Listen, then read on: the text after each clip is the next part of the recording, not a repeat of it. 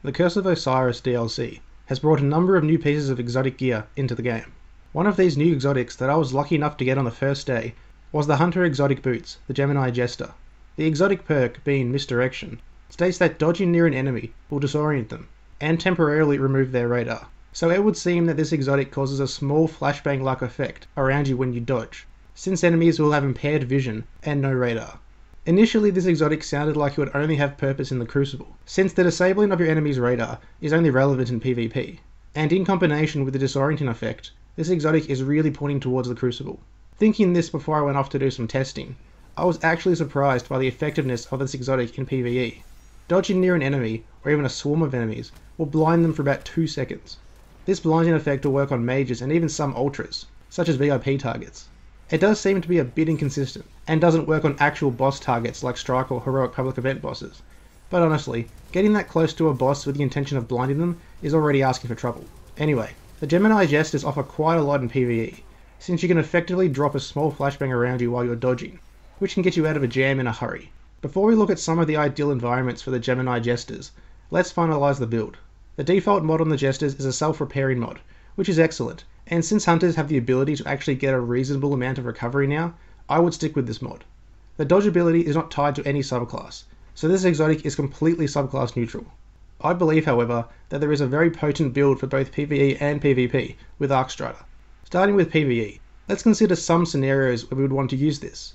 We would need to play aggressively, and possibly even get ourselves surrounded to get the full benefit of the disorientation. This being the case, the Way of the Warrior skill tree works excellently with this playstyle. Since Gambler's Dodge grants melee energy for dodging near an enemy, which is what we're trying to do anyway, and the Way of the Warrior gives you health regen, bonus melee damage, range, and a free dodge charge on a melee kill, this build is great for hunters that like to get into the action. Personally, I like to play aggressively on my hunter anyway, and the ability to dodge and punch enemies, with the added safety that the Gemini Jesters provide, you can play more recklessly and be rewarded for it. Places to use this in PvE, any environment that accommodates melee attacks, so strikes and public events, even parts of the raid if you're feeling dangerous. Obviously, this build will not work everywhere, but for the bulk of PvE content, the Jesters have a place. Now for the Crucible, the place that really utilises the exotic perk to the fullest. Dodging near an enemy will cause a disorienting effect and disable their radar for about 2 seconds, which is more than enough time to confuse an enemy and take them out. There were times that I could clearly tell that I disoriented someone, usually since they were punching the air or shooting in the wrong direction, but there were also times where it didn't seem like I disoriented them at all. To be fair, I wasn't playing very smart with these boots, but they still proved helpful plenty of times. As far as PvP goes, I'd say you have 2 options for builds. My preferred choice would definitely be the Way of the Wind skill tree, since most of the abilities work in tandem with the Jester's exotic perk.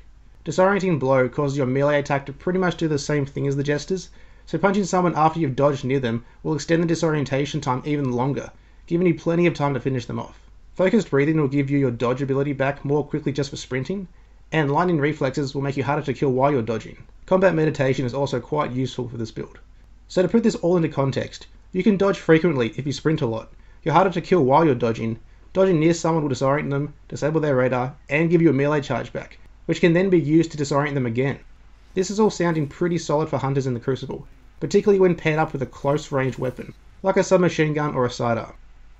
So it's pretty clear I'm a fan of these boots, and if you like to play aggressively, you'll probably be a fan of them too. Just before I finish up, I mentioned that there were 2 options for Jester builds in the Crucible, one being Way of the Wind, the other being Way of the Trapper in the Night Stalker skill tree. Since dodging will also make you cloak for a few seconds, just think about the position you're putting your enemy in. They'll be disoriented, they'll have no radar, and they can't find you because you're invisible. That's just brutal. I'd still say the Way of the Wind is the better all-around build, but the Way of the Trapper can have its moments. So what do you guys think of the Gemini Jesters? Do you think they're going to become a staple in the Crucible? Let me know in the comment section below. Thanks for watching, guys.